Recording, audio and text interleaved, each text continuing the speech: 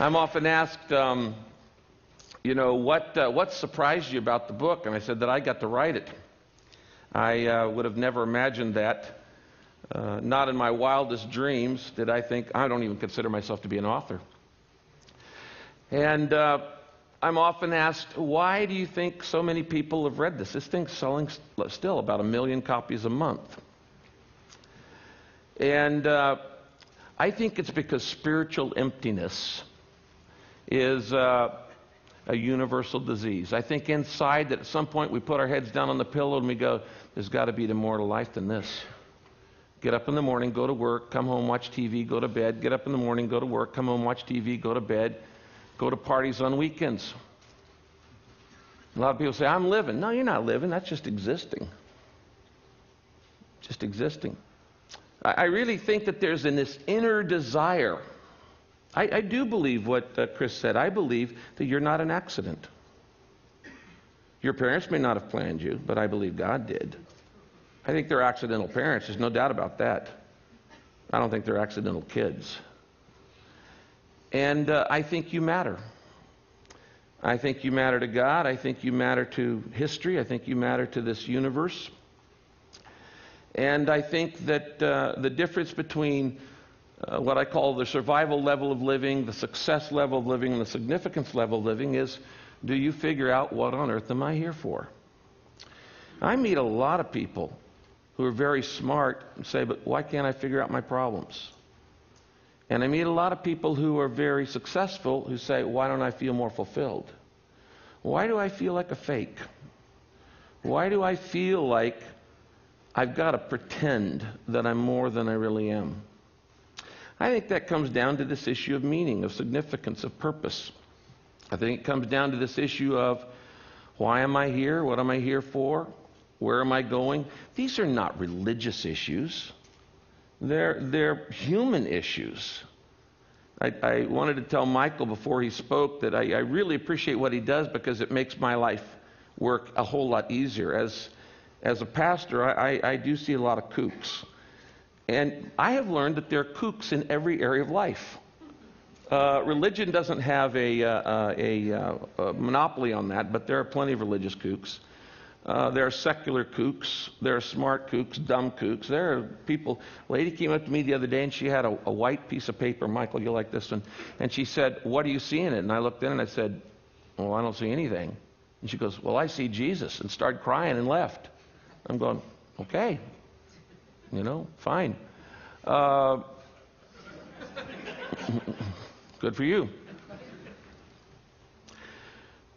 When the book became the best-selling book in the world for the last 3 years, I kind of had my little crisis. And that was, what is the purpose of this? Because it brought in enormous amounts of money. When you write the best-selling book in the world, it's tons and tons of money.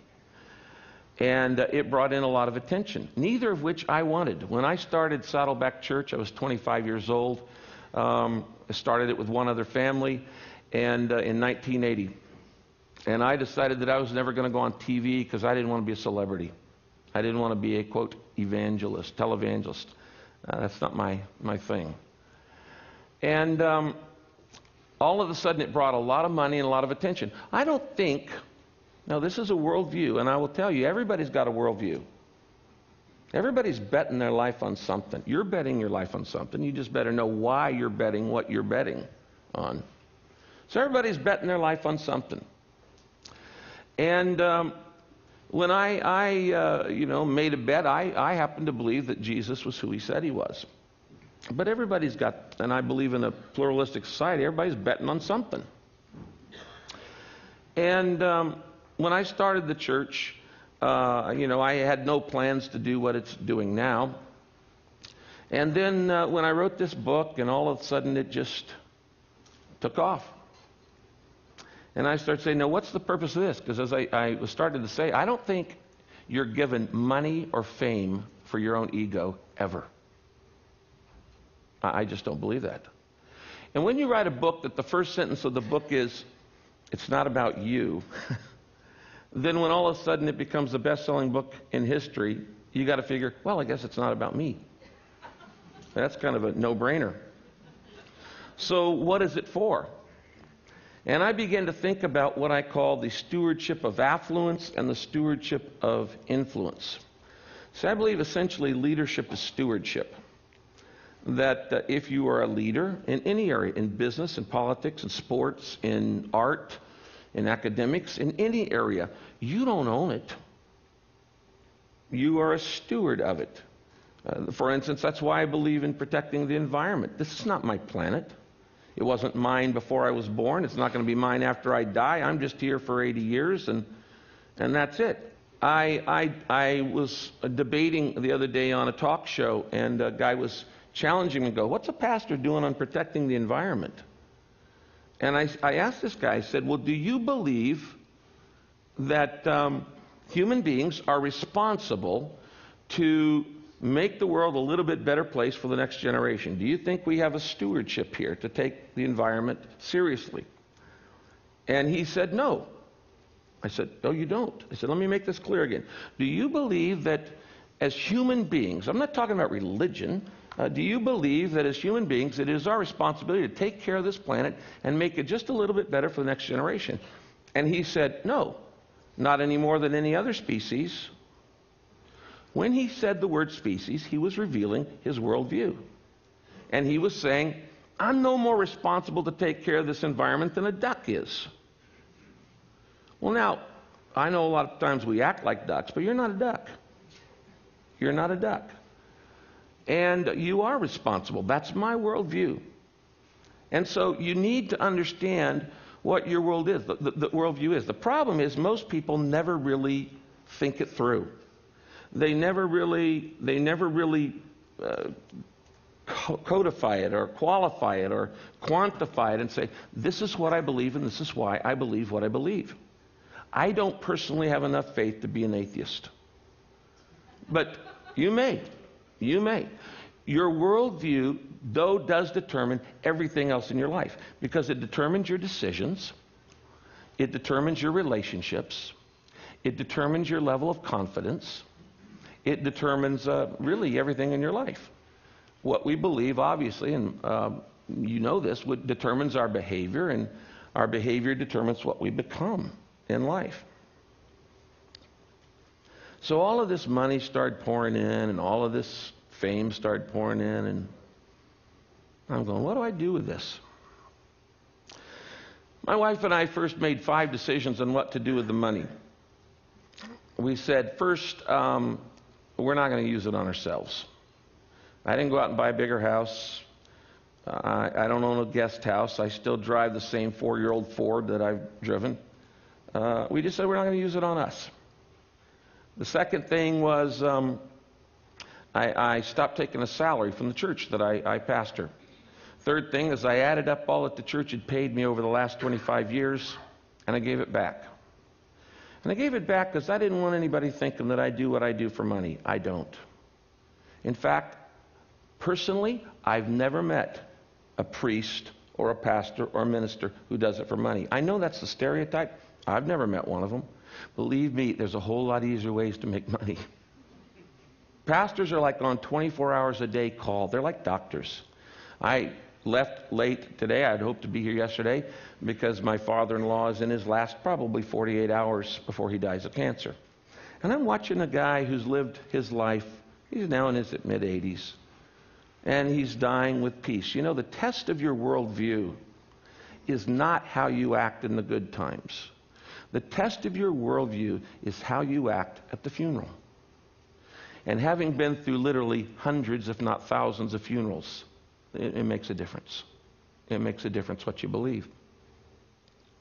So we gave it all back to the back, and then we set up 3 foundations working on some of the major problems of the world: illiteracy, poverty, pandemic diseases, particularly HIV/AIDS, and set up these 3 foundations and put the money into that. The last thing we did is we became what I call reverse tithers. And that is when My wife and I got married 30 years ago.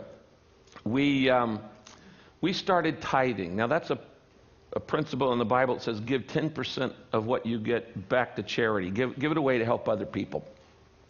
So we started doing that, and each year we would raise our tithe 1%. So the first year of marriage we went to 11%. The second year we went to 12%. And the third year we went to 13%, and on and on and on. Why did I do that? Because every time I give, it breaks the grip of materialism in my life. Materialism is all about getting. Get all you can all you get, sit on the can and spoil the rest. It's all about more, having more. And we think that the good life is actually looking good. That's most important of all. Looking good, feeling good, and having the goods. But that's not the good life. I meet people all the time who have those, and they're not necessarily happy. If money actually made you happy, then the wealthiest people in the world would be the happiest. And that I know, personally I know, is not true. It's just not true. So the good life is not about looking good, feeling good, or having the goods. It's about being good and doing good. Giving your life away. Significance in life doesn't come from status, because you can always find somebody who's got more than you. It doesn't come from sex. It doesn't come from salary. It comes from serving. It is in giving our lives away we find meaning, we find significance. That's the way we were wired, I believe, by God. And so we began to give away, and now after 30 years, my wife and I are reverse tithers. We give away 90% and live on 10. That actually was the easy part. The hard part is, what do I do with all this attention? Because I started getting all kinds of invitations. I just came off of a nearly month-long speaking tour on 3 different continents. And I won't go into that, but it was an amazing thing. And I'm going, what do I do with this notoriety that the book has brought? And being a pastor, I started reading the Bible. There's a chapter in the Bible called Psalm 72, and it's Solomon's prayer for more influence. And when you read this prayer, it sounds incredibly selfish, self-centered. It sounds like he says, God, I want you to make me famous. That's what he prays. He said, I want you to make me famous. I want you to spread the fame of my name through every land. I want you to give me power. I want you to make me famous. I want you to give me influence. And it just sounds like the most egotistical request you could make if you were going to pray. Until you read the whole psalm, the whole chapter. And then he says, so that the king, he was the king of Israel at that time, at its apex in power, so that the king may care for the widow and orphan, support the oppressed, defend the defenseless, care for the sick, assist the poor, speak up for the foreigner, those in prison. Basically, he's talking about all the marginalized in society. And as I read that, I looked at it and I thought, you know, what this is saying is that the purpose of influence is to speak up for those who have no influence. The purpose of influence is not to build your ego or your net worth. And by the way, your net worth is not the same thing as your self-worth. Your value is not based on your valuables. It's based on a whole different set of things. And so the purpose of influence is to speak up for those who have no influence. And I had to admit, I can't think of the last time I thought of widows and orphans. They're not on my radar. I pastor a church in one of the most affluent areas of America. There are a bunch of gated communities. I have a church full of CEOs and scientists. And I could go 5 years and never, ever see a homeless person. They're just not in my pathway. Now they're 13 miles up the road in Santa Ana. So I had to say, okay, I will use whatever affluence and whatever influence I've got to help those who don't have either of those. You know, there's a story in the Bible about Moses. Whether you believe it's true or not really doesn't matter to me. But Moses, if you saw the movie The 10 Commandments, Moses goes out and there's this burning bush and God talks to him and God says, Moses, What's in your hand? I think that's one of the most important questions you'll ever be asked. What's in your hand? Moses says it's a staff. It's a shepherd's staff. And God says, throw it down. And if you saw the movie, you know, he throws it down and it becomes a snake. And then God says, pick it up. And he picks it back up again and it becomes a staff again. Now I'm reading this thing and I'm going, what is that all about? Okay, what's that all about? Well, I do know a couple things. Number one, God never does a miracle to show off. It's not just, wow, isn't that cool? And by the way, my God doesn't have to show up on cheese bread. And if God's going to show up, you know, he's not going to show up on cheese bread. Okay? This is why I love what Michael does. Because it's like, okay, if he's debunking it, then I don't have to. But my God doesn't show up on sprinkler images. He got a few more powerful ways than that to do whatever he wants to do. But he doesn't do miracles just to show off. Second thing is, if God ever asks you a question, he already knows the answer. Obviously, if he's God, then that would mean that when he asks the question, it's for your benefit, not his. So he's going, what's in your hand? Now, what was in Moses' hand? Well, he was a shepherd's staff. Now, follow me on this. This staff represented three things about Moses' life. First, it represented his identity. He was a shepherd. It's the symbol of his own occupation. I am a shepherd. It's a symbol of his identity, his career, his job. Second, it's a symbol of not only his identity, it's a symbol of his income, because all of his assets are tied up in sheep. In those days, nobody had bank accounts or American Express cards or hedge funds. Your assets are tied up in your flocks. So it's a symbol of his identity, and it's a symbol of his income. And the third thing, it's a symbol of his influence. What do you do with a shepherd's staff? Well, you move sheep from point A to point B with it, by hook or by crook. You pull them or you poke them, one or the other. So he's saying, you're going to lay down your identity. What's in your hand? You've got identity, you've got income, you've got influence. What's in your hand? And he said, if you lay it down, I'll make it come alive. I'll do some things you could never imagine possible. And if you've watched that movie, 10 Commandments, all of those big miracles that happen in Egypt are done through this staff. Last year, I was invited to speak at NBA All-Stars game. And so I'm talking to the players, and because most of the NBA teams, NFL teams, and all the other teams have done this 40 Days of Purpose based on the book. And I asked them, I said, what's in your hand? I said, what's in your hand? I said, it's a basketball. And that basketball represents your identity, who you are. You're an NBA player. It represents your income. You're making a lot of money off that little ball. And it represents your influence. And even though you're only going to be in the NBA for a few years, you're going to be an NBA player the rest of your life. And that gives with you enormous influence. So what are you going to do with what you've been given? And I guess that's the main reason I came up here today to all of you very bright people at TED, is to say, what's in your hand? What do you have that you've been given?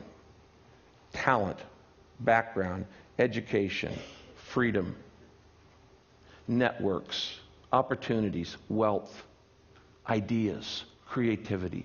What are you doing with what you've been given? That to me is the primary question about life. That to me is what being purpose-driven is all about. In the book, I talk about how you're wired to do certain things. You're shaped with little acrostic: spiritual gifts, heart, ability, personality, and experiences. These things shape you. And if you want to know what you ought to be doing with your life, you need to look at your shape. What am I wired to do? Why would God wire you to do something and then have you do it? If you're wired to be an anthropologist, you be an anthropologist. If you're wired to be an underseas explorer, you be an underseas explorer. If you're wired to make deals, you make deals. If you're wired to paint, you paint. Did you know that God smiles when you be you? When my kids are little, they're all grown now, I have grandkids. I used to go in and sit on the side of their bed, and I used to watch my kids sleep. And I just watched their little bodies rise and lower, rise and lower. And I would look at them and go, this is not an accident. Rise and lower. And I got joy out of just watching them sleep. Some people have the misguided idea that God only gets excited when you're doing, quote, spiritual things like going to church or helping the poor or, confessing or doing something like that. The bottom line is God gets pleasure watching you be you. Why? He made you. And when you do what you were made to do, he goes, that's my boy. That's my girl. You're using the talent and the ability that I gave you. So my advice to you is look at what's in your hand, your identity, your influence, your income, and say, it's not about me. It's about making the world a better place. Thank you.